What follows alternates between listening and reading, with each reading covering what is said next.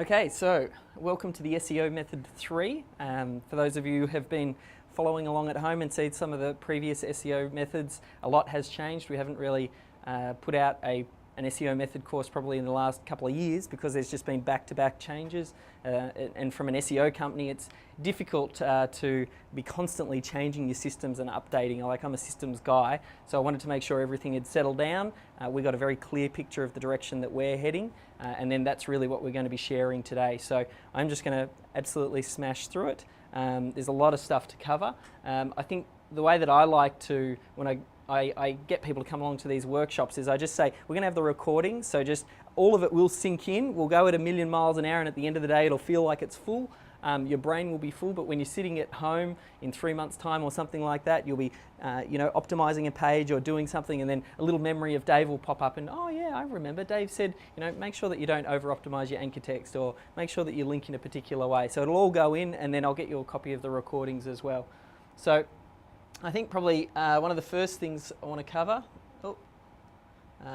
is just who is the SEO method for. I think it's for anyone who has an online business, anyone who works for an online business, anyone that has an agency or works in an agency business. Really, the SEO method 3 is for anyone who does business online. Now, at the start of all of my workshops, I like to start with a little bit of a story. Helps to sort of set the stage, give the right context, and give you an idea of what we have planned for today. So one of the very first stories when I first got started with trading, which had a really big impact on me, was the story of the turtle traders. And the turtle traders came about by a gentleman called Richard Dennis, and he was trading in the late 60s, early 70s.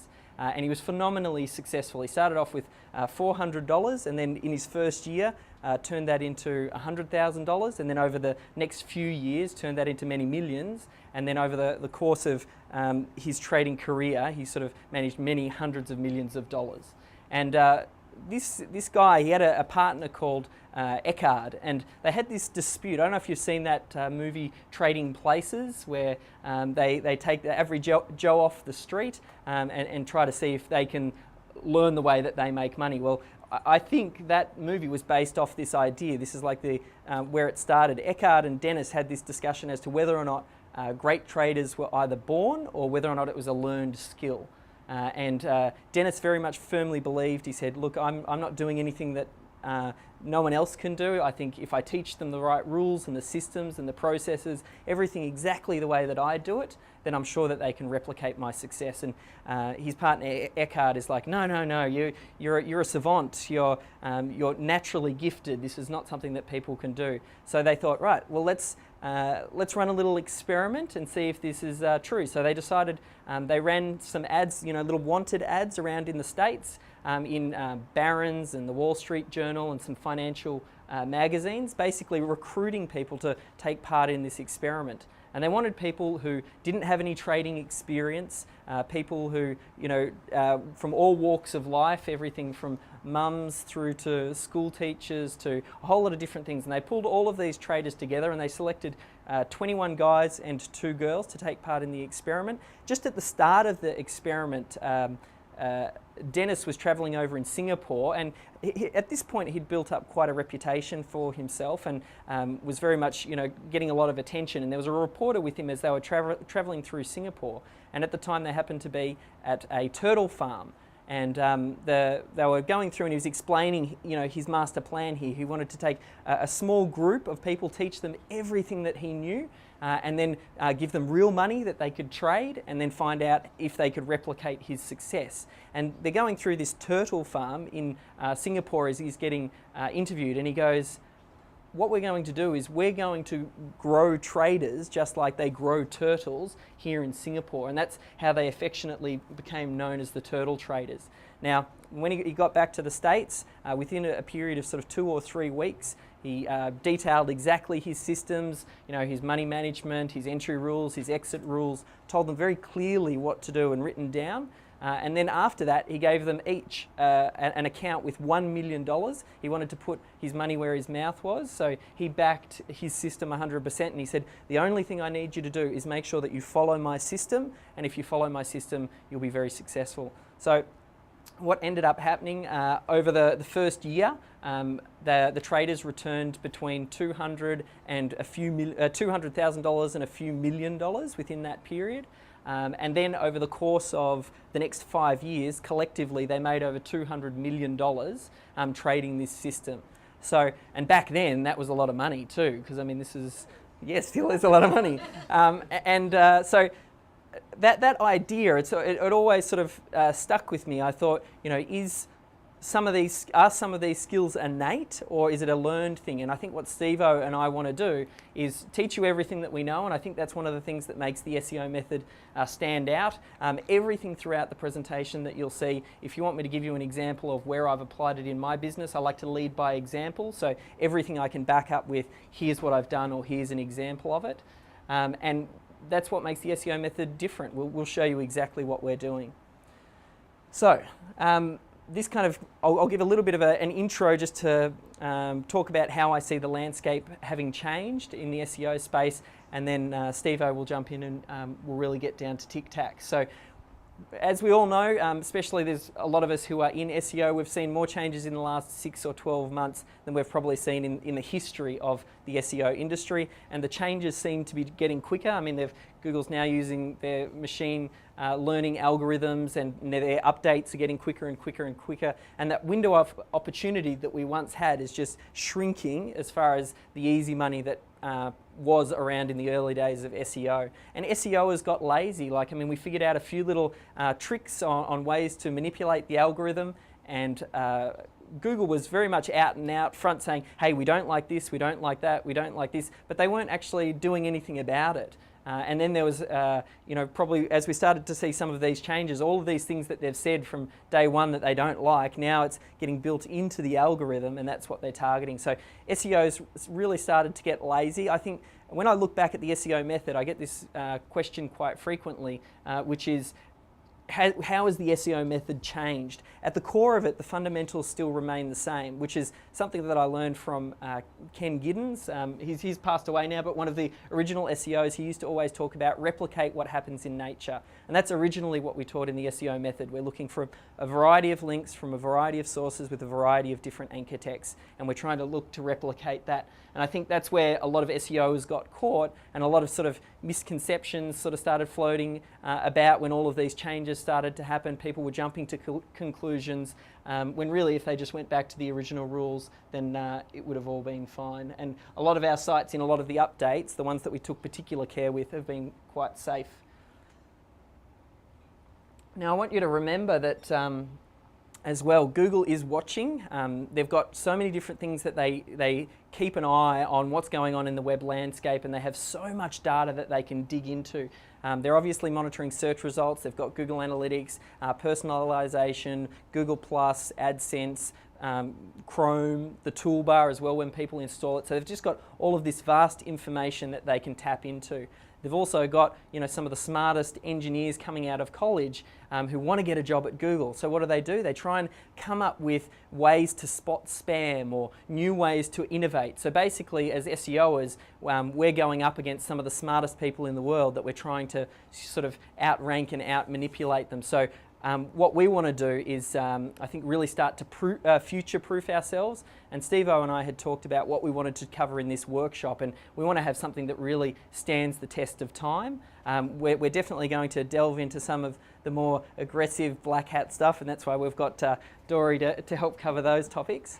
But I just want you to remember that they've got such smart people, and if you can draw it, there's a very good chance that they can spot it. So moving away from out-and-out manipulation of trying to manipulate the search engines, in my opinion, is probably not the best way to go. It needs to be part of a very big overall picture, and we'll talk about the way that we can syndicate content and that type of thing. So I think what we had there was a really big window when SEO first started. I mean, I used to say to all the clients when they come on board, the best return on your investment that you're going to get for your marketing dollar is search engine optimization, because I could get them to spend their money with me. We could get very quick rankings. We could target the buying phrases, and it would be fantastic for them. But what we've seen is, anytime there's a big window of opportunity, it's like an arbitrage opportunity. That starts to shrink as more and more people start to understand that opportunity is there.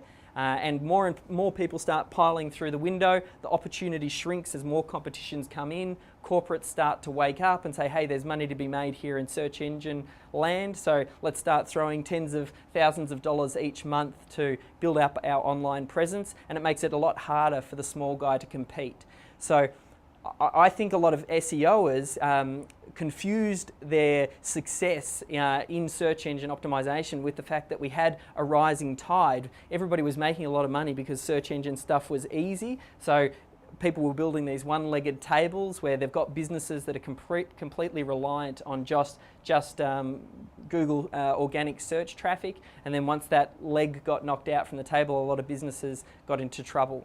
So, and I think a lot of these people who had those successes, yeah, we're starting to see now there was a rising tide. Now the tide's sort of starting to go out, and we're seeing, you know, who was swimming naked, who actually had a real business to back up. I think the importance of building real business and thinking about it as an overall piece is now more important than ever. So really, I think it's important that we start to think about what Google really wants. Google wants the best possible outcome for the user, and there's a great hangout that you should check out. John Mueller he's a Google guy. I know Matt Cutts is very well known. He's kind of like the front man, and he'll answer his questions, you know, his webmaster questions. But John Mueller does web hangouts on Google+. They record them. They're absolutely fantastic. People jump on there and ask him very specific questions, and he's very open to answering the way that Google thinks. What's interesting though is whenever he's not sure, it always comes back to what's best for the user. And that's something that we always need to remember in search engine optimization. What is best for the user? Because it's not the Google spider that will pull out its pocket and make a purchase. It's the user. So we need to optimize for user first, and then SEO comes second. So what we now do as SEO, we need to make sure that we have the best quality content on our site. Ed Dale talks about it. Your champagne content, that needs to be going on your site. You don't want to be having any sort of duplicate content. We follow all of the best practices. All of that stuff still remains the same. You know, optimize each page for a single keyword. You might have a couple of variations of that keyword. You put it into the appropriate places, title tags, meta descriptions, a few times throughout the page. Don't stuff. Steve-O will go through some of the things that you need to think about with regards to that, but you want to treat your money site, that core site, as white hat as you can. Also, the shift that we've seen with some of the hangouts as well, and some of the ways that Google's starting to change their privacy, starting to change some of their privacy rules and things like that. They're really trying to shift the ownership of your link profile back to the webmaster now. So they really want you to take control of your own links. And I mean, that's the age-old rule that we've always said in SEO is if links could hurt you, surely they're never going to do that, because if links could hurt you, then you just send a whole lot of really crappy links to your competitors and get them taken out of the search engines. Now, to a certain extent, that's still true. I think the whole negative SEO is overplayed. I think it's actually very difficult, and Dory's done some good case studies about actually trying to get people taken out of the search engines, but really it's about the overall link profile of a website. If you've got a very natural looking profile, then it's very hard. Like Google's smart, and they talk about it in some of those web hangouts where they'll ignore links. So Google is ignoring links that doesn't think it's going to be adding value, or hey, we just don't think we should count that in the algorithm. So I think we are starting to see the more importance of targeting higher quality links.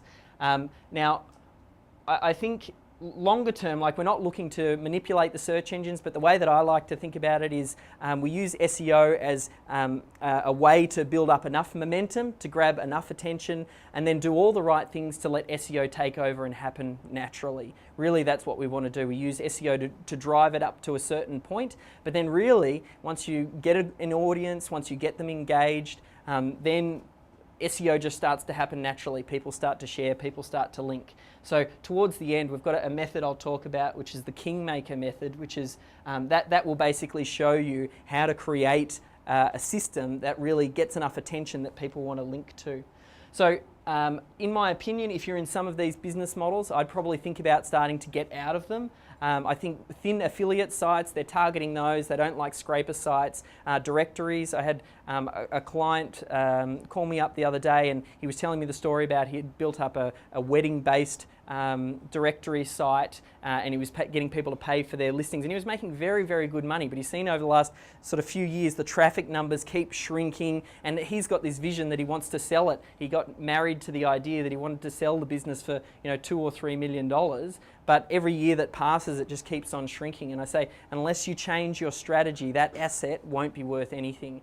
And that's really what I want you to take away from today is we are building assets. And I want to make sure that you start to think of your sites that way. So I think made for AdSense sites as well are going the way of the dodo, and same with, they've already hit a lot of the parking domain stuff. It is time for real business. We're talking about making sure that you've got excellent lead nurturing. When someone gets to your website, capturing that lead, getting them on an autoresponder, sending through a bonding sequence where they get to know you and your business, and really squeezing more out of the traffic that you've got. I think a lot of people miss that. And just at the core of it, having an excellent product or service, that's obviously really key. After sales support as well, it's that before, during and after.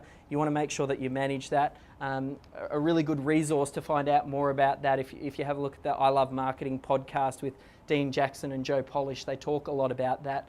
It's definitely worth checking out. And when I first got started in SEO, like sometimes it feels like when you're manipulating things, like you're wondering how much value are you actually adding to the web when you're taking articles, you're spinning them hundreds of times, you're putting a lot of low quality information out there, and how are you really adding value to the web? Because that's ultimately what Google wants to do. They want to serve up the best result to the end user. So I'd be thinking about how can you add the most value, and that's a Jim Rohn quote from way back in the day. How can you help enough people get what they want, and then you'll get what you want?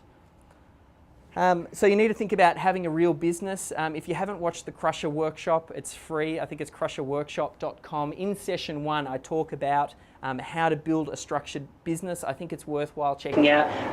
It's a small graphic there, but up the top here, you've got lead sources. They go into a free report. They get onto an autoresponder sequence. That funnels down into a lower priced product. Then they get upsold into some higher priced product, and you might start to add different products and services on the back end. I think really that's what I'm talking about, building a real business. And I think unless your business via leads, I don't really think that you have a proper business. That's what I was saying. A lot of people were building these one-legged tables where they're just focusing on organic traffic.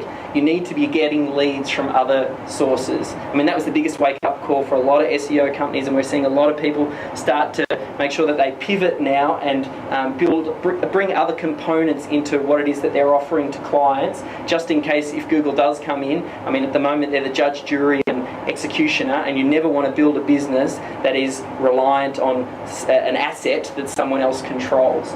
So I'd be thinking about how can we include YouTube, iTunes, social media, paid traffic sources, offline marketing as well. We're starting to do a lot of offline marketing. There's some low-hanging fruit there because a lot of people aren't actually doing offline marketing. But it's all about using SEO to get some traffic to the site, capturing the lead, and then squeezing every dollar you can out of the client by helping them in the best possible way. You want to give them the dream come true experience. What is it that your target market wants? And then making sure that you deliver on that. So the SEO realities, I mean, Dory and I had been talking just the other day, and it was interesting to see the way that the amount of work that Dory goes through to build up her networks. It is a business in itself. So if you're building up, to do SEO right and build up networks and your own private blog networks and that type of thing takes a lot of work.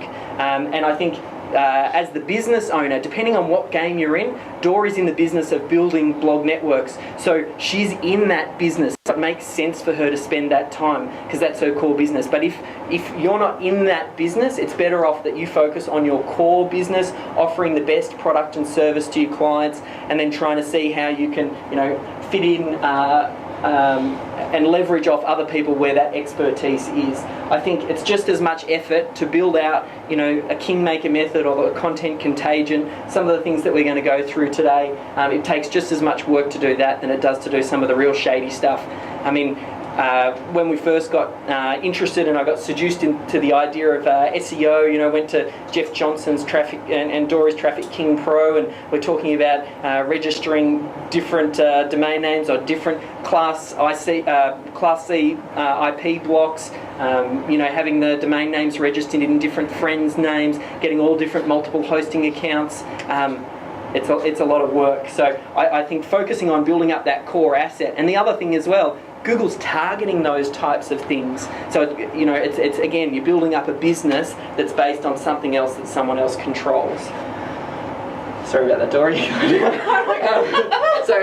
I'm going to teach you how to do that. That's right. Yeah. You have to understand that you'll see where it fits in, because I still think it fits into the overall market. And I think the SEO method, as you know it, for those of you who have watched it, it's a staged process. And I'll get you to start at the top, and you might not need to get to the bottom. It's only as you get to the more aggressive markets, if you've done all of these things and you're still not getting the results, then that's when you need to plug in some other things. Because if you're in competitive credit card markets and mortgages and things like that, those guys are out there doing it. So you need to be making sure that you can compete on the same level. So you still need to know it, and Dory will show us how to do it right. You also just need to take ownership. I mean, this is just a little bit of personal development stuff. You need to, regardless of what I teach you and show you with the SEO method, ultimately you want to make sure that you make it your own. Take pieces that resonate with you so you own the system. So that way when you follow it, whether it succeeds or fails, it comes back to you. There's nothing worse than hearing people who buy a course, follow it, or think that they follow it, and then they go, oh, it was the problem of the course, it wasn't me. You always want to take ownership of what you're building and make sure it fits with you. So use SEO to kickstart things. Make sure that you always put the user first. That's something that I can't emphasize enough. I mean, we talked about that in SEO method 1 and 2. Because that's the user is the person who pulls out their wallet and makes the purchase, not the spider. So I might get Steve's help on this one. We just want to give you a concept and a way that you can think about the way that the SEO landscape has changed, give you a model of the world. I mean, we don't understand exactly how the algorithm works, but this, what we'll walk through now, kind of gives you a little bit of an idea as to how it works, so you can understand things a bit better. So at the core of the way that the search engines are working now, if you imagine right in the middle here, this is the original machine. You've got cogs going on. This is the original algorithm as we know it, and we talked about that in the SEO method too. It's one big popularity contest. The aim of the game is to make sure that you've got other popular people linking to you, saying how awesome you are and all that. That core engine still is there, but what Google's done is they've started to put different layers around that. Before you can get into the actual machine, you've got to pass through a whole lot of different layers, and these layers are different elements and components of Penguin and Panda, and we're talking about for example, over-optimization of anchor text. Now, the way that they think about it, if you imagine here is like the barbed wire fence, and if you get zapped by any of these, you just go up on Google's radar. Now they know that, yep, we need a target. So if you imagine there are little gates that you need to pass through to get through to these different filters. Now, has anyone played, what's it?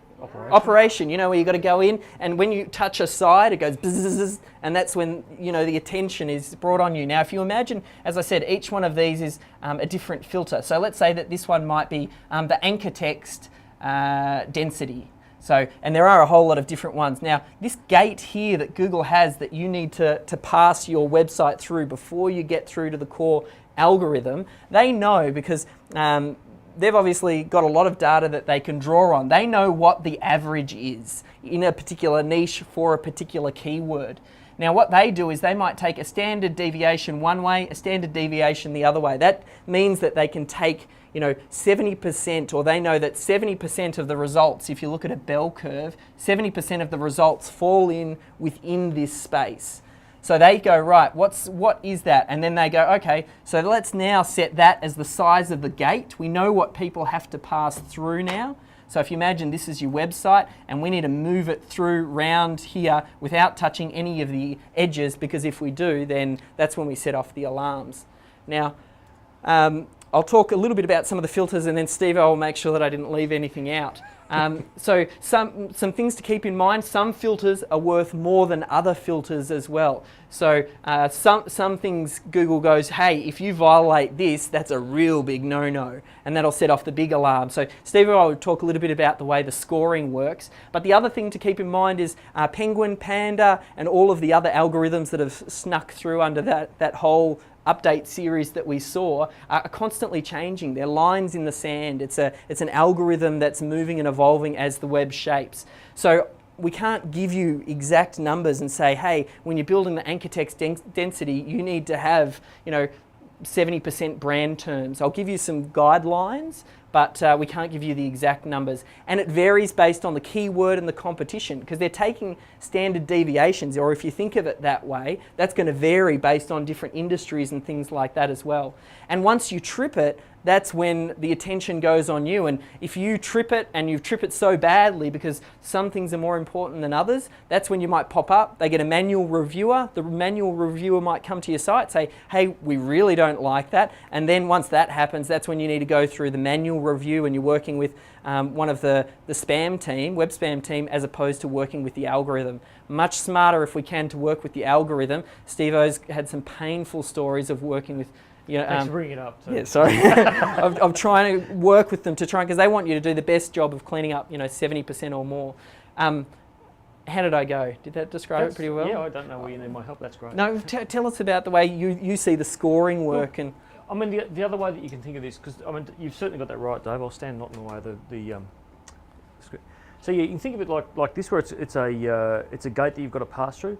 And another way that you can think of it, if you use AdWords, think of it like a quality score. That's a really easy way to conceptualize what Google is actually doing. They're rating your page.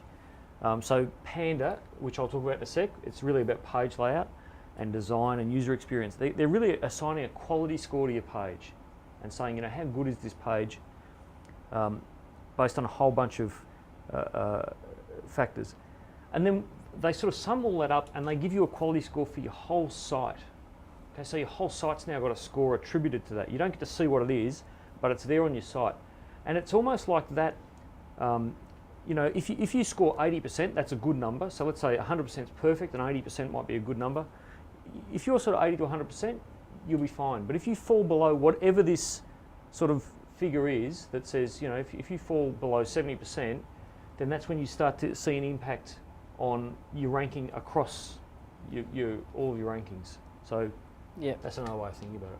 And in the next session, Steve-O is going to take you through what to be looking at for some of these things, and how to debug if a site is hit, how to look at some of the algorithm updates, try and identify where the issue is, which gets you to focus on the right things to get that update.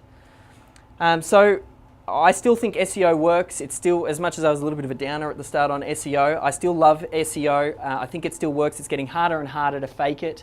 I think as long as we do the right things and follow the right principles, replicate what happens in nature, and that's what I'm going to show you today, and Steve-O and I will show you. So why the SEO method is different, we do it for our own sites, we do it for client sites, we're very open and transparent, we lead by example. Like I said, everything within the presentation that we do is going to have an example that you can draw on.